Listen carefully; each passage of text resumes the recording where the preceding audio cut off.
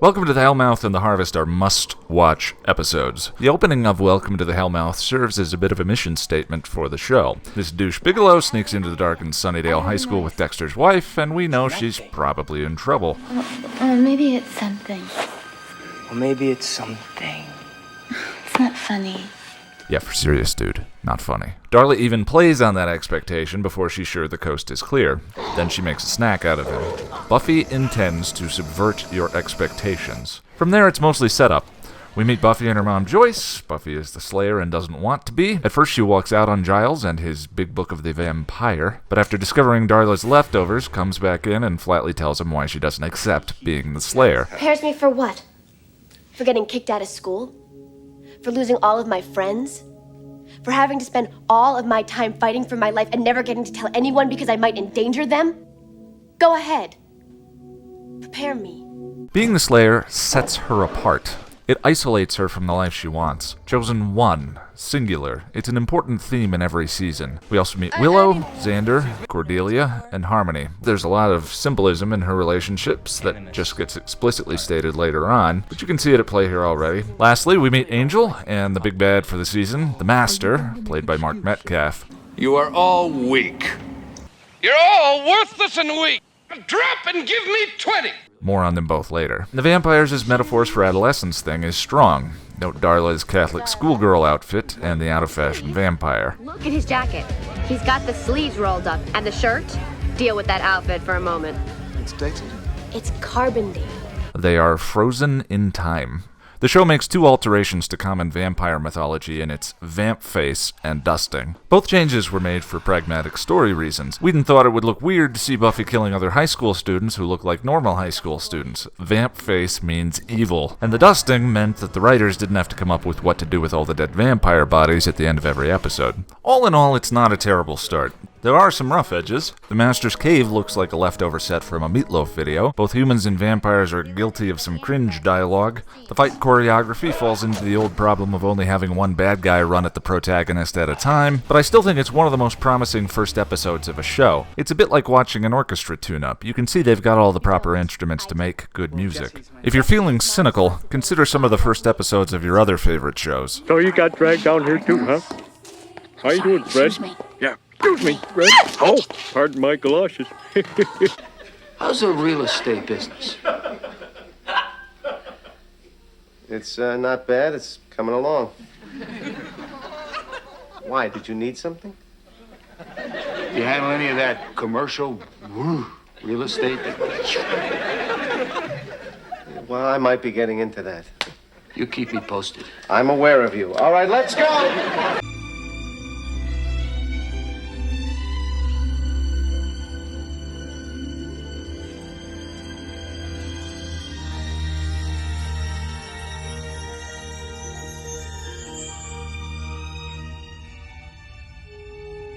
What?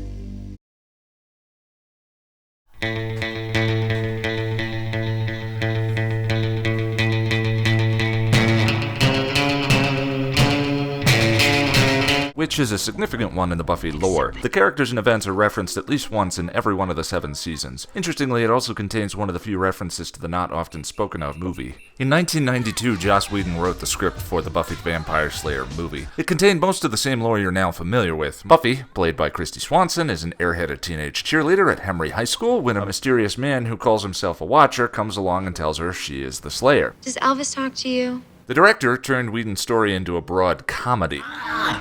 Ooh! Ooh! Ah! Ah! Ah! Donald Sutherland kept changing and making up his own lines, and the movie was a critical flop. Also, Luke Perry. Aziz, light! Aziz, light. Whedon went on to be one of the writers on Toy Story before he was approached with the idea of turning Buffy into a television series. The show and the movie are completely different in tone and intent, but there are a few minor connections between the two. Principal Moody mentions Buffy just transferred from Hemry High. Buffy Summers, sophomore, late of Hemry High in Los Angeles. And the show references how Buffy used to be a cheerleader at her former high school. Oh, good.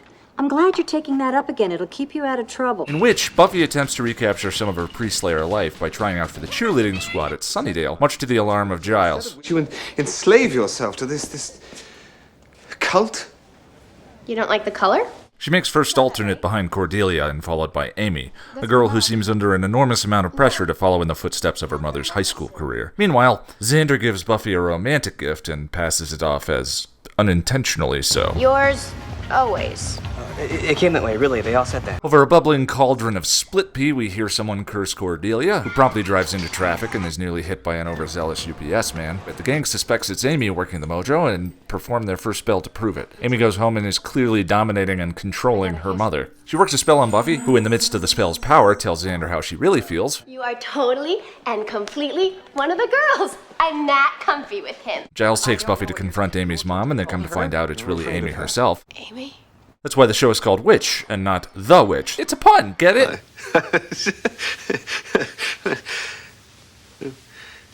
Giles gets the necessary equipment to reverse the spell before getting knocked out by an angry rebodied Amy's mom. Amy's mom tries to curse Buffy, but the spell backfires, and she encases herself in her treasured trophy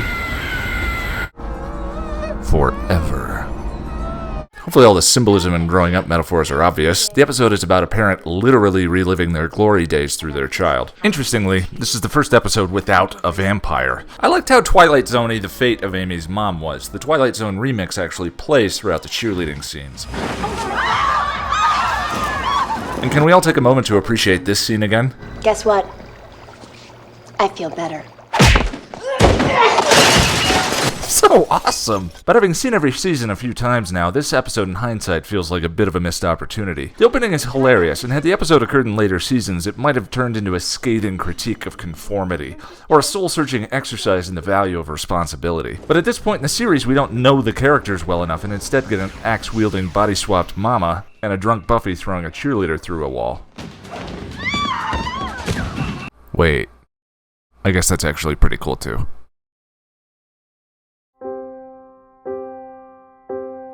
And so, we come to it. New Buffy Watcher. The first episode that I cannot, in good conscience, suggest that you watch.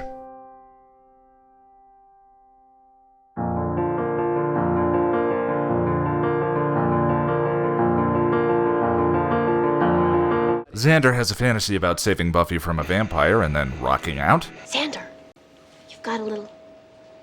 Buffy's science teacher then pulls her aside after class and gives her the first confidence boost from an adult she's received in the series run, which should be a sign as to what happens next. Angel drops in for a bit of dire news dropping and the further inflating of the sexual tension balloon. That gives us a chance to see Xander's jealousy in full bloom, an important aspect of his personality. The new science substitute Miss French comes to town and all the boys are instantly smitten, despite her emphatic and weird love of bugs. Over 1,800 species worldwide, and in nearly all of them, the female is larger and more aggressive than the male. I wonder if she had anything to do with it.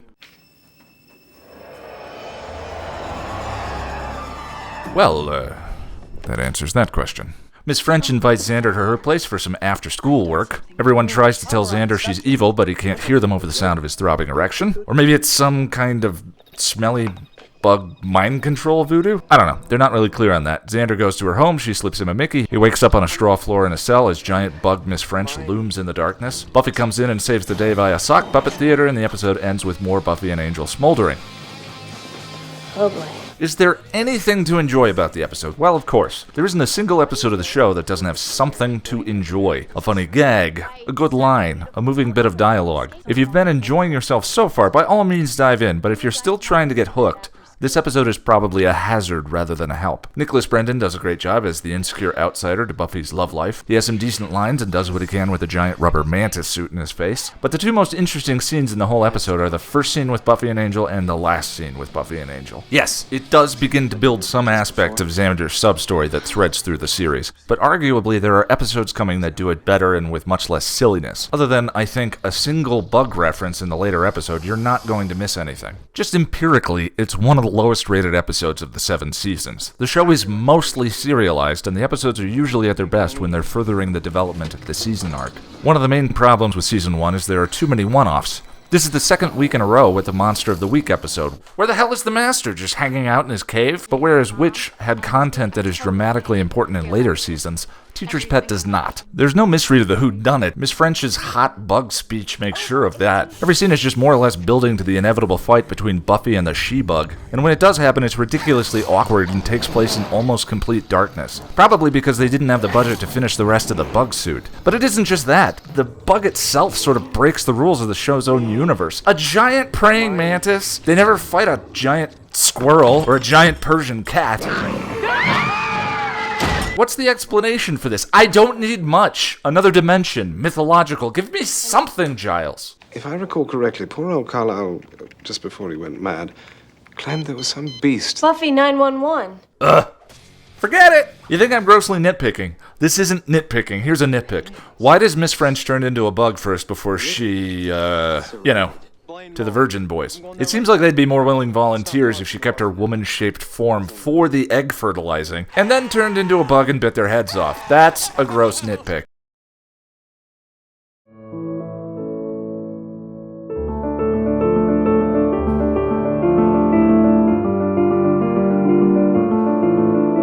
As I mentioned before, Buffy's friends each individually have a symbolic relationship to her, but the one I actually find the most interesting is Cordelia. Seemingly there only to provide Buffy an antagonist, Cordelia struck me as a bit two-dimensional when I first watched the show. A tired retread of the popular alpha schoolgirl trope we've seen over and over again. Are you sure they're real lemons? Yes. Well, I'll tell you what. I'll buy a cup if you buy a box of my delicious Girl Scout cookies. Do we have a deal? Are they made from real Girl Scouts? You love him, and he totally complimented you. That is so fetch. Gretchen, stop trying to make fetch happen. It's not going to happen. Why are you dressed like that? Like what? Like you're going to a funeral. Why are you dressed like somebody died? Wait. So what are you gonna do, Heather? Take the 2 shots or send me out? Did you have a brain tumor for breakfast? Cordelia! God! What is your childhood trauma? But over the course of the early episodes, Buffy mentions a few interesting things. First, she was a cheerleader at her old school. Second, she used to be really popular. She at one point even compares herself to Cordelia. Well, I don't want to say shallow, but let's say a certain person who will remain nameless, we'll just call her Spordelia, looked like a classical philosopher next to me. Cordelia is for Buffy the path not taken. She is what Buffy might have been had she not been given the Slayer powers, her metaphorical path to adulthood. Never Kill a Boy on the First Date is a watchable episode featuring the welcome return of the Master. He describes a prophecy in which there will come an ally for him called the Anointed One. And in this time shall come the Anointed, the Master's great warrior. And the Slayer will not know him, will not stop him, and he will lead her into hell. The Master's minions then attack a bus filled with women, children, and one southern nut bar. Are you willing to stand with the righteous? Meanwhile, Buffy gets a date with a sensitive boy next door named Owen. Giles has found out about the prophecy and makes her skip it to go sit in the graveyard with him, waiting for the Anointed One to rise. Well, you know what they say. 90% of the vampire slaying game is waiting. When no one does, Buffy heads to the Bronze to find Owen dancing with Cordelia. The next morning, Owen asks her out again, and Xander sports his jealous pants. Buffy goes to the Bronze on her date, while Giles, having discovered the bus disaster, heads to the morgue to investigate. But the Master's minions are there to get the Anointed One. On their date, both Cordelia and Angel try and get between Owen and Buffy. When Xander and Willow show up to tell her Giles is in trouble, Buffy lies to Owen and heads to the morgue, only to find out Owen tailed her. He sees the Southern Nut Bar rise as vampire before being knocked out along with Giles. Buffy, thinking Owen is dead, goes crazy town on the vampire and kills him. You killed my date! The next day, Owen has a danger jones for what Buffy represents and asks when they're going out again. She realizes there's no way she can have a relationship with him and breaks it off. Giles and Buffy console themselves with the notion that they destroyed the Anointed One, but in his underground lair, we see the Master overjoyed by the arrival of the real Anointed One, the child from the bus.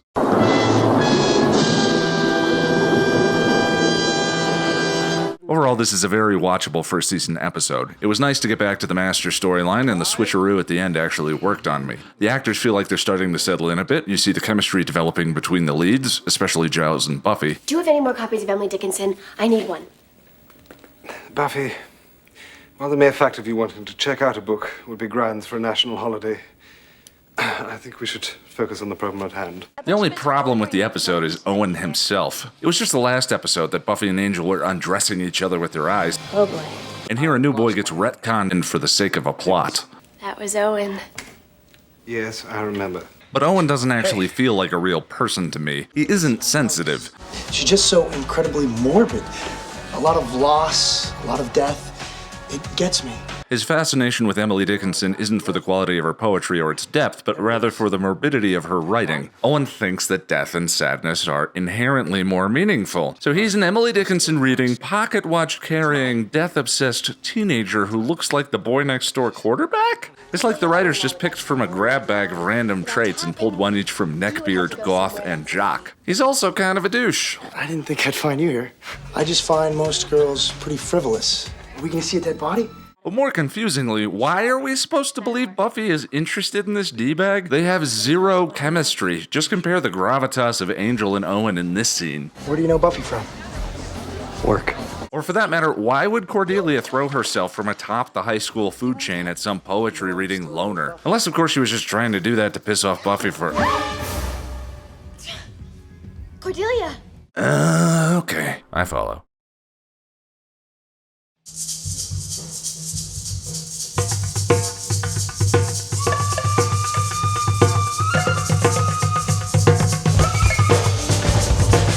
I have a weird hypersensitivity to portrayals of bullying. For some reason, I get a deep, cringy feeling down in the depths of my stomach whenever I see unwarranted cruelty in movie or television shows. As a kid, Biff Tannen used to give me nightmares. Until this review, I had only watched The Pack once. Of course, that's also probably a testament to the episode's effectiveness. The Pack begins with a school field trip to the zoo. Xander jumps in to protect another boy from getting bullied by a clique of students that look like they've been held back for the past 15 years. In the process, he and the bullies get taken over by the spirits of some rare African hyenas. Willow acknowledges the torch she's been carrying for Xander to Buffy as Xander's behavior degrades into slow-motion walking and wanton cruelty, especially towards Willow. Buffy brings the problem to Giles, who doesn't see anything wrong beyond Xander being a teenage boy, and then Xander and company eat the school mascot. Giles checks the books and discovers the likely animal possession. Meanwhile, Principal Flutie confronts the Xanderless pack over the mascot murder, and the pack attacks and eats him. Yes, the possessed students eat Principal Flutie. Buffy searches for Xander at the scene of the hog homicide and gets jumped. Leaving Willow on guard duty, Giles and Buffy go to speak to the zookeeper, who says he's known about the magic but hasn't been able to figure out the ritual. Giles supplies the missing piece and Buffy goes to bait the pack back to the zoo. Giles figures out the zookeeper was intentionally trying to have himself possessed by the hyenas, and the keeper knocks him out. Buffy bursts in, pursued by the pack, and finds the keeper has taken Willow hostage. The keeper pulls the hyena spirits into himself, and Buffy throws him into the hyena cage where he gets eaten. Xander says he can't remember a thing, and all is forgiven. Giles privately tells him memory loss isn't a side effect of the ritual, but promises to keep Xander's secret forever. It's a toss-up whether the pack or the upcoming episode Nightmares is the most effective iteration of the high school horror theme of the first season. It's another very literal metaphor for impediments to growing up, in this case animal packs being like high school cliques. There are a few genuinely creepy and effective moments. I have to admit Xander's rapiness made me squirm. It's tough watching a character you like do awful things. Mainly though, it's Flutie's death that makes this episode important. For the first time, it's firmly established that this universe Buffy and her friends live in can have lasting consequences. Flutie was one of the few regular ancillary characters on the show, and to have him die in such a gruesome and outlandish way raises the stakes for everyone involved. Things in Sunnydale can change permanently. For what is ostensibly another Xander-centric episode, it's Willow that gets the best character-building bits. To this point, she's been a bit of a hesitant character. Xander's cruelty in this episode devastates her. But in my favorite scene, when an imprisoned Xander tries to manipulate her feelings to escape, we get a glance at the well of her untapped strength and confidence. The parallels between Xander's possession by the hyena spirit and demon possession when someone becomes a vampire are kind of interesting. Possessed Xander wasn't with the rest of the pack when they attacked Flutie because he was tracking Buffy, which means that Xander's wants and desires were in some way still influencing his actions, in much the same way when Jesse was turned in The Harvest. The first victim he pursued of his own accord was his human crush, Cordelia. Does that make Xander then in any way responsible for his actions when possessed? It's a question that will come up over and over again in later seasons. I got a little bored with the long slow-motion shots of the roving high school pack, and the metaphor was a bit on the nose, but the pack is mostly a decent first-season Monster of the Week episode. For a little while, it reminded me a bit of some of the 80s and 90s teen horror flicks like The Lost Boys. That is, until the bully clique devolves into feral animals. Their mannerisms gave me less a demon dog vibe and was more like a high school production of Cats.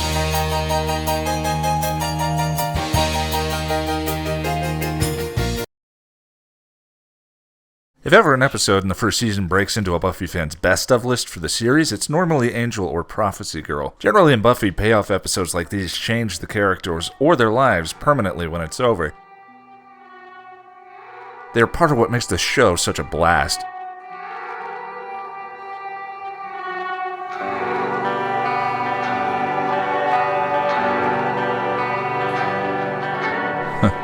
Just go and watch this one. I'll be here.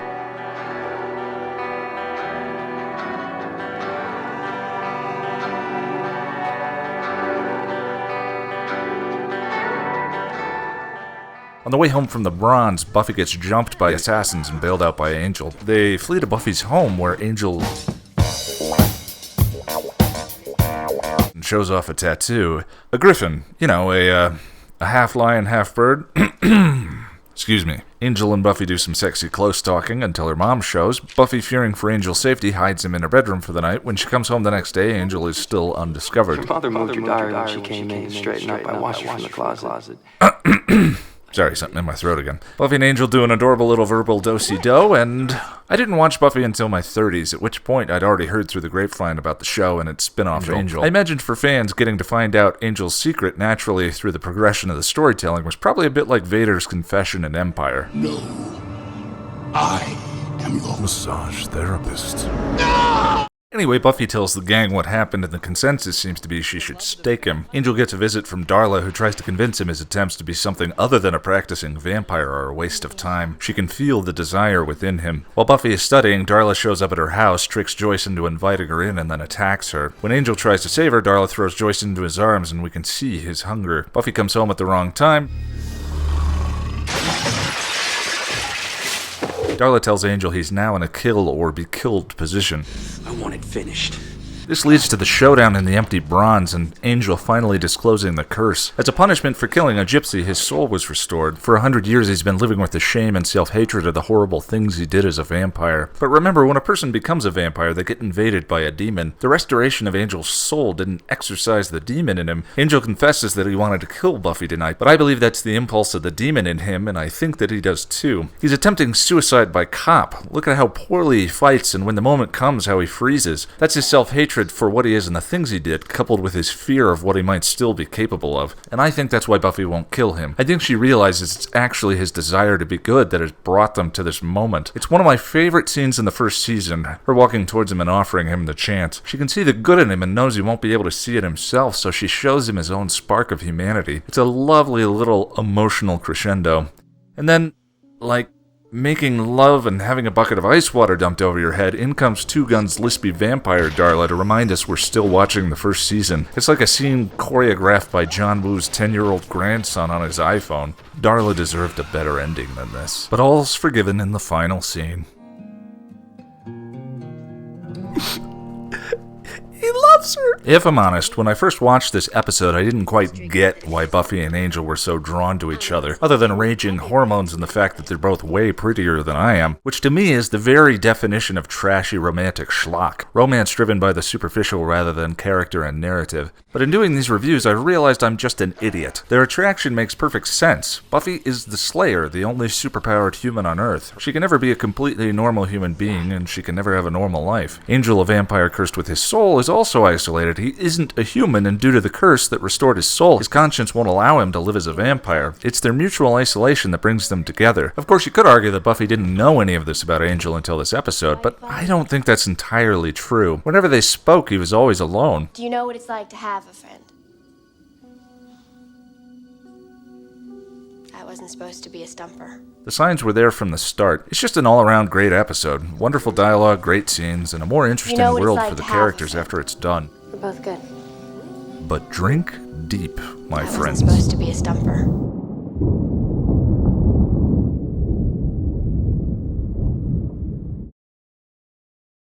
Ugh, no, I'm not doing this one. It doesn't need a guide. My analysis is it's terrible. There, done. Just don't watch it and get on with your... I just came by to check your new database. Wait, Is she? Is this the first episode she's in? Oh, son of a bitch!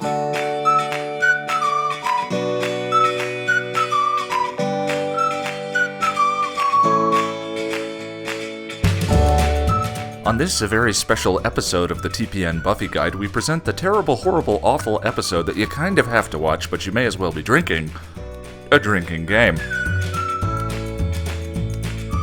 So the demon Moloch gets bound to a book by an Italian monk named, Thelonious, and we see the gang in the library scanning books in. There's actually a neat transition between the two time periods, but then it's all downhill from there. We see two new nerds and the computer teacher, Jenny Calendar, hanging out in the library. When you see someone you don't know hanging around with the gang, you can pretty much guarantee they're not going to be there later on. The only reality is virtual. If you're not jacked in, you're not alive. Drink. Willow scans Moloch into the computer and he becomes a sentient, mind-controlling digital demon. He ends up starting a relationship with her and using the two nerds to keep the gang at bay. I suppose this is an attempt to capitalize on our 90s fear of internet pedos and online dating. But seriously, this demon is now digital. He can control minds and has the ability to go anywhere on the internet, and he uses it to control these two dorks and try and get Willow to love him. I also love how our computer hacker Willow signs out of the chat room by turning off her computer monitor. Drink.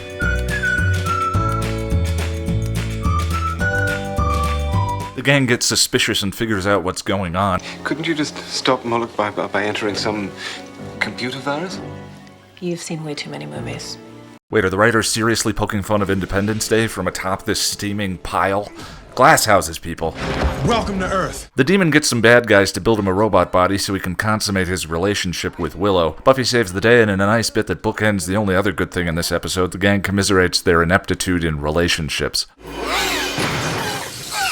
Drink. One thing that is particularly disappointing to me about this one is it's our first Willow-centric episode. Both she and Giles are kind of underdeveloped at this point. It's a shame that her first episode out of the gate is one of the worst misfires in the series. The title is a play on Me, Tarzan, You, Jane, as well as I, Robot, and the interface between technology and the mystical could have been really interesting. Now, never one to suggest that you do something I wouldn't do myself. I invited my friend Nigel over to suffer through this episode and play the drinking game with me. Nigel was the person who introduced me to the show and got me through this 2-episode hump when I was first watching. I had intended to record our commentary and use that for this episode guide. However, being the geniuses that we are, we decided to watch this entire guide so far and play a drinking game to that first. By the time we got around to watching this episode, we were so slurry and incoherent, the audio was basically unusable. For anyone interested, I've provided SoundCloud links to the commentaries in the description, but I warn you, I think I got a contact drunk just editing them. Well, here it is, the episode that nearly derailed me on my first run-through of the series. During the dramatic battle between Buffy and the demon hunter Sid, I texted Nigel and said with some desperation, I don't think I can make it, man. This just isn't my thing. In hindsight, the Puppet Show is probably the best of the worst episodes in Season 1, counting I, Robot and Teacher's Pet. It has a few good things going for it, but just like those episodes, if you're new to the series and don't really feel like you're hooked yet, I highly recommend you give it a skip. Learning to love yourself is the greatest love of all. I decided long ago never to walk in anyone. Giles has been required by the new principal to manage the talent show. When the gang gets caught teasing him about it by the new principal Snyder, they get roped into doing it alongside him. I think I just found 3 eager new participants for the talent show. One of the other students, Morgan, in the show has a surprisingly good dummy routine. Another student gets their heart cut out by a demon with an ambiguous voice, and the gang investigates. Buffy witnesses some odd behavior between Morgan and his... I can't do this. The dummy is a demon slayer that got turned into wood and is hunting the last demon of the group that did it to him. He confuses Buffy with the demon he's supposed to kill, they fight, rectify, and then they realize they're on the same side. At the end, Sid and Buffy save Giles from the real demon, and Sid is set free. One of the frustrating things about this episode is it struggles in all the same ways the other bad first season episodes do, and yet it manifests a lot of the strengths that eventually make the show great. There's the customary wit, the chemistry between the cast is really starting to show, and even the action sequences don't completely suck. Well, not totally, but it's another episode without the big bad of the season, another high school horror premise shoved into an episode unnaturally, and it's mostly unsuccessful, partly because of the forced dirty doll comedy that falls completely flat. Look at you. You're strong, athletic, limber, nubile. but I also think the living doll horror genre relies on our discomfort with the uncanny valley to make it truly creepy. Chucky doesn't quite look like a living entity, but he looks like more than an inanimate object. Never once in the actor's interactions with Sid did I believe there wasn't a director off camera yelling, "Alright, now Sarah, struggle with him. Really struggle. Now pin him to the wall." Again, the episode does some things wonderfully, my favorite of which is the introduction of Snyder. There are things I will not tolerate. Students loitering on campus after school. Horrible murders with hearts being removed. And also smoking. I love Snyder. He's one of my favorite ancillary characters in the early seasons of the show. Kids. I don't like them. And as usual, there are some good bits. Giles' 1,000-yard stare while Cordelia butchers her song is almost worth the pain of what the episode does wrong. Mainly, you can just feel the show torn between its original identity as a high school horror show and what it is becoming. See what I did there? After weathering the storm of the past 2 episodes, we get to the far more enjoyable Nightmares and Out of Sight, Out of Mind. While Nightmares doesn't really further the lore or the arc of the season, the Master's appearance in this episode feels almost posthumous. It does a lot of character building for each of the gang. It's an important, mostly enjoyable episode.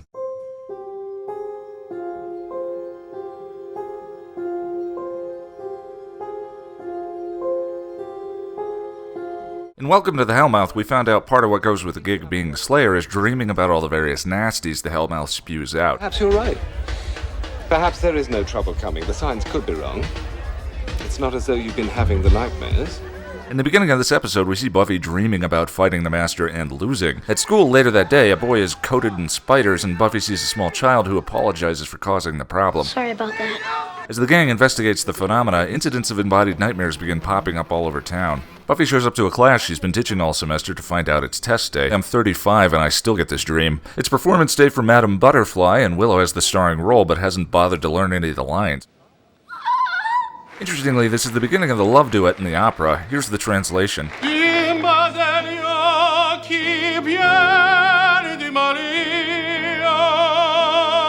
In keeping with his outlook on life, Xander's nightmares are a bit more simple.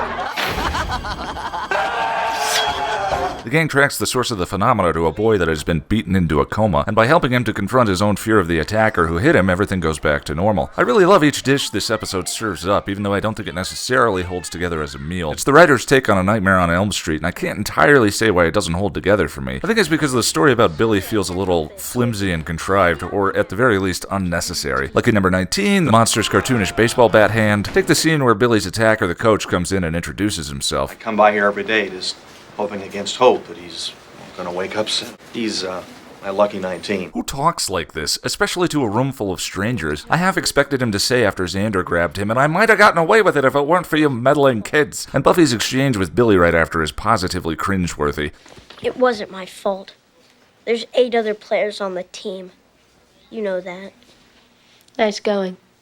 I'm sorry for what happened to him, but I don't actually care about this kid or the coach. I care about Buffy, Xander, Willow, and Giles. This contrived excuse for them to live the nightmares could have been much simpler. There's a similar episode later in the series which amounts to a bunch of dream vignettes and is sublime. Thankfully, though, there's a lot to enjoy elsewhere in the episode. The manifestation of their inner fears is a great way of exploring our characters' wants and desires. This is the first episode that introduces Buffy's dad, and we find out that on some level, Buffy fears she may be responsible for her parents' divorce. Just stop getting along. Sure, I was a really big help, though. With all the slang and everything. Season 1 is very much about Buffy accepting her destiny to be the Slayer, but we learn she fears that being the Slayer may have destroyed her family. In a scene I found almost so devastating as to be unwatchable, Buffy's fear is brought to life. It was you. Me? Having you. Raising you, seeing you every day. I mean, do you have any idea what that's like? What? I actually hated her dad so much as a result of this scene that a part of me still rankled whenever he appeared in an episode for the rest of the series, even though this scene is for all intents and purposes a dream. Mostly Xander's nightmares are self-evident, save for one detail. I've mentioned that each of Buffy's friends have a symbolic relationship to her, and we haven't gone over them yet, but I find it incredibly interesting that Xander is the first one to turn around and face his fear. As for Giles, his nightmare is he loses the ability to read, and his inadequacy cost Buffy her life. As he stands over her grave and wonders what he could have done differently, we see him continuing to slowly grow into the role of her surrogate father. It's not a perfect episode, but it works, and it's a welcome reprieve from the previous 2. There's 2 more to go in the season. If you were a Sunnydale resident, what would be the nightmare you would find yourself in the middle of? I made a list of all the ones in this episode, and as a high-functioning neurotic, I'm batting nearly 500. Of course, the ones of mine that didn't make this list aren't fit for a channel I censor curse words from. In case it wasn't painfully clear, the topic of the classroom session from each episode always relates thematically to the episode itself. In Out of Sight, Out of Mind, Cordelia and the Cool Clique make fun of Buffy's proclivity for weapons and odd behavior, which segues into the class discussion of the dialogue from Star Trek VI. Tickle us, do we not laugh? Prick us, do we not bleed? Wrong us, shall we not revenge? Coolest class ever! Out of Sight, Out of Mind is once again about the consequences in Sunnydale when cool kids are mean to uncool kids. The episode seems a bit divisive among fans. I've read more than a couple of comments on this channel from people who love it, and yet it has the same Internet Movie Database score as The Puppet Show. I personally fall on the side of meh. I think we've already covered this topic a bit more effectively in the pack. There are a couple of events key to the overall thread of the season, but once again, if you're new and don't feel like you have the bug yet, I think you might want to give this one a pass.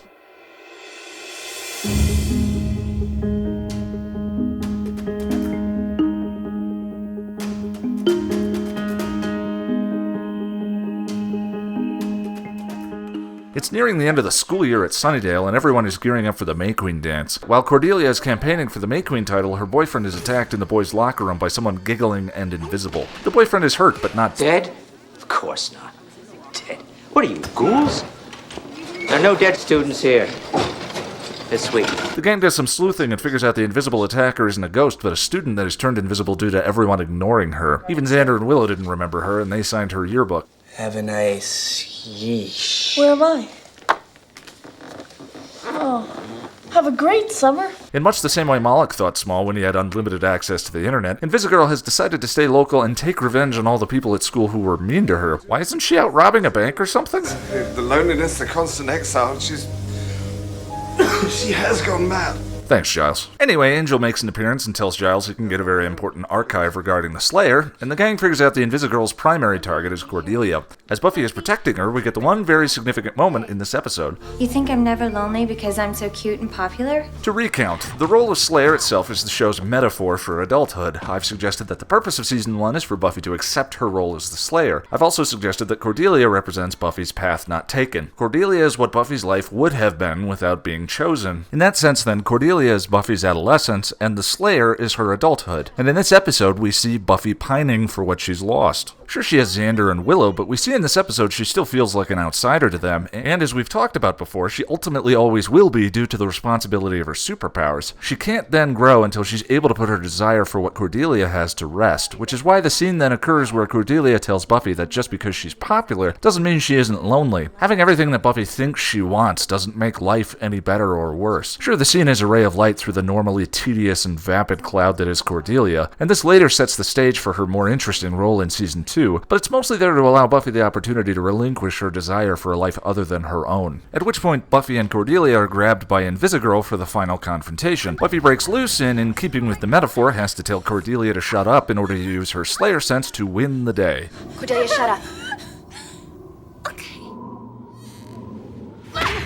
Angel brings Giles the Codex, and in the process saves the rest of the gang from getting gassed. Invisigirl is then carted off by government agents, and the episode ends with a tease that, similarly to the eggs hatching at the end of Teacher's Pet, gets completely dropped. Though it is worth noting that the government is aware of the supernatural in Sunnydale. As much as I appreciate the clever way the plot informs Buffy's character, I mostly found Scorned Invisigirl's episode a bit tedious. It's Carrie. It's a time-honored traditional high school horror topic that's been done better, including already in this season. The Pack was about high school cruelty, but the episode was much more relevant and effective because it was concerned with Willow and Xander, not another out-of-left-field character we don't really care about. And just like Nightmares, the plot is overburdened and unnecessarily complex. There are many interesting ideas here, but for me the main plot lacks the subtlety of the details and can't hold it all.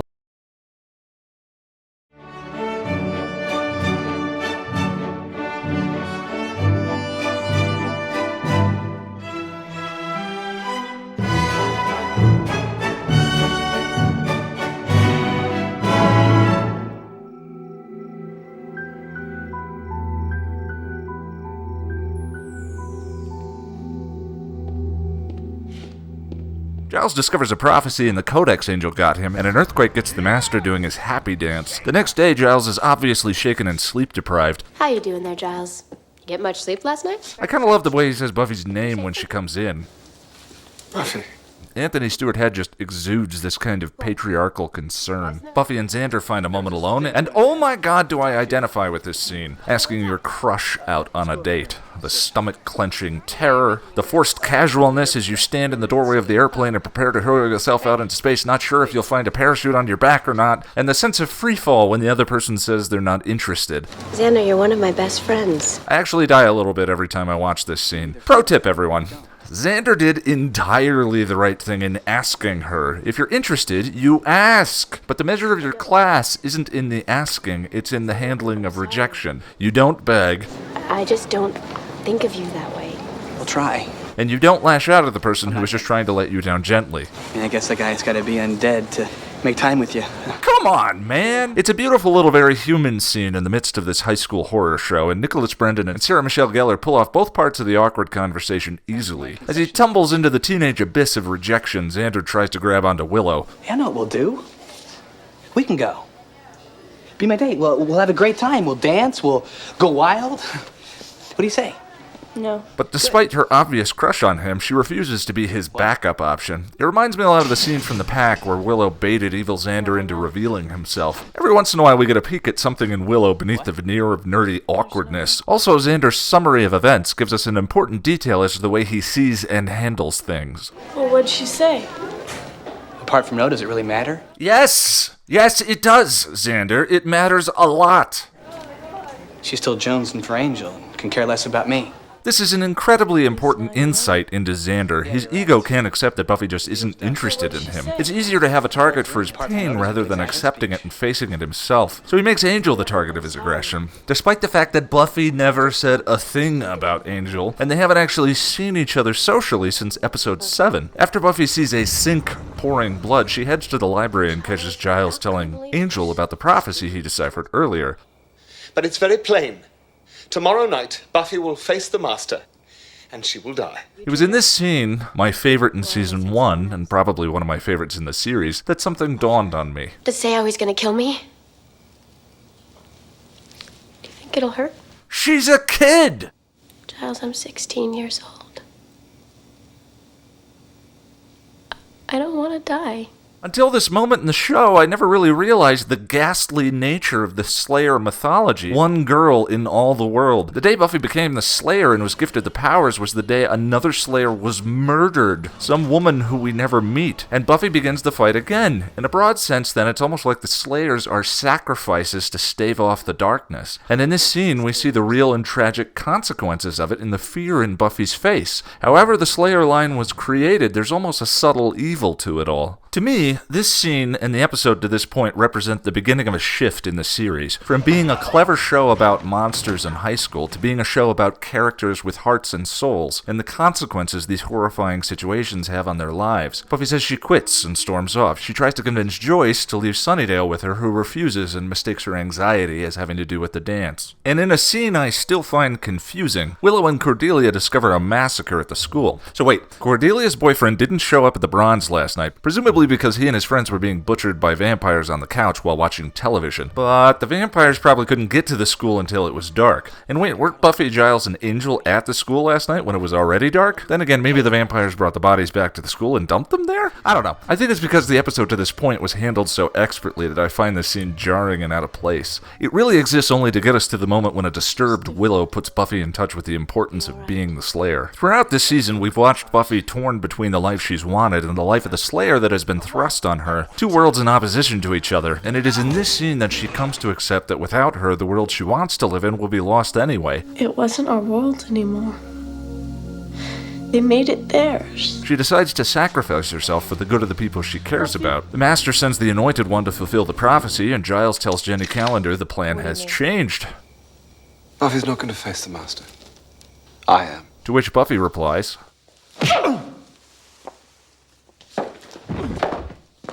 Buffy leaves the school, and the Annoying One is waiting for her. He leads her down to the Master, and the Master reveals a tricky little thing about the prophecy. You're the one that sets me free. If you hadn't come, I couldn't go. Xander goes to get help in order to save Buffy. Cordelia comes to the aid of the rest of the gang as a very 80s monster comes out of the open Hellmouth in the library. Xander and Angel find Buffy not breathing in a pool of water. CPR. You have to do it. I have no breath. This is a rather inconsistent semantic point in the universe. More on that later on. Anyway, Xander resuscitates Buffy as the gang fights off the puppet slime demon, and love it or hate it, the theme music invades an episode for the only time during the entire series. I think the music signifies that she has totally committed to her destiny. She has become the embodiment of what the credits and opening of every episode say she is. She died. She sacrificed herself. There's no greater sign of commitment to destiny. Which is why when she wakes up and Xander asks if she's okay, she says, No, I feel strong. Within the metaphor of the show, she has now committed to growing up. She has a long way to go, but this episode puts her on the path. It's not really a coincidence that the Anointed One was a child. Anointed One is another word for Chosen One, and in that sense, he was a symbol for Buffy's alternate fate had she not chosen her destiny. Perpetual childhood. Buffy faces off against the Master, tosses him onto a stake, he goes all skeletal, and Season 1 is in the books. Prophecy Girl is the best Season 1 has to offer, and I'd probably put it in my personal top 15 episodes. There's just something about written episodes. The dialogue crackles more. It's the first time the show seems aware that the human drama amidst these fantastic events is what's interesting, not the events themselves. This low-budget television show can't really offer a spectacle necessary to make giant bugs and killer puppets interesting by themselves, but it can give us fantastic characters to identify with and root for as they struggle against these things. As much as I think Season 1 is my least favorite, I'm most partial to the problematic Season 6. There's no denying that it's tightly scripted and stays very close to its purpose. Very few things happen without a reason. From Sid, the dummy who sacrifices his own life to kill the demon-seeking perpetual youth, to Billy, the child stuck in ghostly youth because he can't be brought to face his own fears. Still, it's Season 2 where the show really finds its legs. When I first watched Buffy, Prophecy Girl was the ray of light revealing what the show could be. But Season 2 is where the show sunk in its hooks and became a fiction for me that I treasure and love. That's it, friends. The end of the first season episode guide. I'm going to take a break for a couple of weeks to work on some other projects, but I love making these, and we'll be back soon with the Season 2 video guide and episode guide for When She Was Bad. I'll see you then.